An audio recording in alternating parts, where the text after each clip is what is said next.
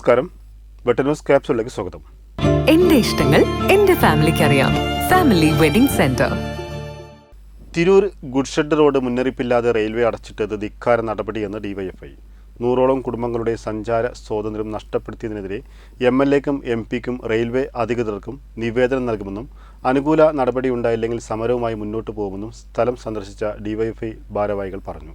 ശനിയാഴ്ച വൈകിട്ടോടെയാണ് റെയിൽവേ സ്റ്റേഷന് കിഴക്ക് വശത്തെ ബസ് സ്റ്റാൻഡിലേക്ക് പോകുന്ന ഗുഡ്സ് ഷെഡ് റോഡ് റെയിൽവേ അധികൃതർ അടച്ചിട്ടത്. റെയിൽവേ പ്രൊട്ടക്ഷൻ ഫോഴ്സിന്റെ പേരിൽ ബാരിക്കേഡ് സ്ഥാപിക്കുകയും ഈ റോഡിൽ അനധികൃത പാർക്കിംഗ് ശിക്ഷാർഹമാണെന്ന ബോർഡ് സ്ഥാപിക്കുകയും ചെയ്തു.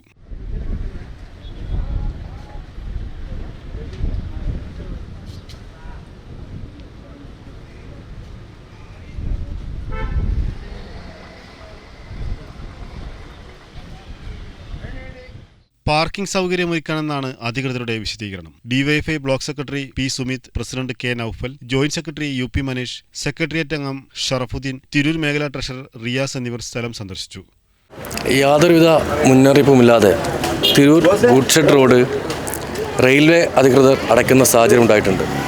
ഇന്നലെ വൈകുന്നേരത്തോടു കൂടി ഈ നാടിനകത്തെ ജനങ്ങൾക്ക് യാതൊരു മുന്നറിയിപ്പും കൊടുക്കാതെയാണ് റെയിൽവേ അധികൃതർ RPFന്റെ ഒരു ബാൻ റോഡ് കൂടിയിരിക്കുന്ന ഒരു സാധനം വെച്ചിട്ടുള്ളത്. ഏകദേശം ആ പ്രദേശത്തിനകത്ത് ഏകദേശം 100 കണക്കിന് ആൾക്കാർ അവിടെ നിലവിൽ താമസിക്കുന്നുണ്ട്. 100ഓളം വീടുകളിൽ ഏറ്റവും പാവപ്പെട്ടവർ ഉൾപ്പെടെ താമസിക്കുന്ന ഒരു പ്രദേശമാണ് ആ പ്രദേശം. രോഗികളായിരിക്കുന്ന മാരാരോഗങ്ങൾ ഉൾപ്പെടെയുള്ളവർ താമസിക്കുന്ന പ്രദേശമാണ്. ആ പ്രദേശത്തിനകത്ത് കൊല്ലക്കണക്കിന് വർഷങ്ങൾ പഴക്കമുള്ള റോഡാണ് ഇവർ അടയ്ക്കുന്ന സാഹചര്യം ഉണ്ടായിരിക്കുന്നത്. മുന്നറിയിപ്പ് പോലും കൊടുക്കാതെ ഒരു തരത്തിലും ഇടപെടലൊന്നും ഉണ്ടാവാത്ത രീതിയിലേക്ക് അടയ്ക്കുകയും അതോടുകൂടി വൈകുന്നേരം വന്നിരിക്കുന്ന ഒട്ടനവധിയായ പ്രദേശവാസികൾ പ്രയാസപ്പെടുന്ന സ്ഥിതിയാണ് നിലവിലുണ്ടായിരിക്കുന്നത്. റെയിൽവേ അധികാരികളുടെ ധിക്കാരമാണ് ഇതിലൂടെ കാണുന്നത്. പ്രദേശത്തിനകത്തെ ജനങ്ങളുടെ സഞ്ചാര സ്വാതന്ത്ര്യത്തെയാണ് തിരൂർ റെയിൽവേ നിഷേധിച്ചിരിക്കുന്നത്. അതൊരു കാരണവശാലും DYF എന്ന രീതിയിൽ അംഗീകരിക്കാൻ വേണ്ടി പറ്റാത്തതാണ്. സാമ്പത്തിക ലാഭം മാത്രം ലക്ഷ്യം വെച്ച് റെയിൽവേ നാട്ടുകാരെ ദുരിതത്തിലാക്കുകയാണെന്ന് DYFI ഭാരവാഹികൾ പറഞ്ഞു. Butter news, Tirur.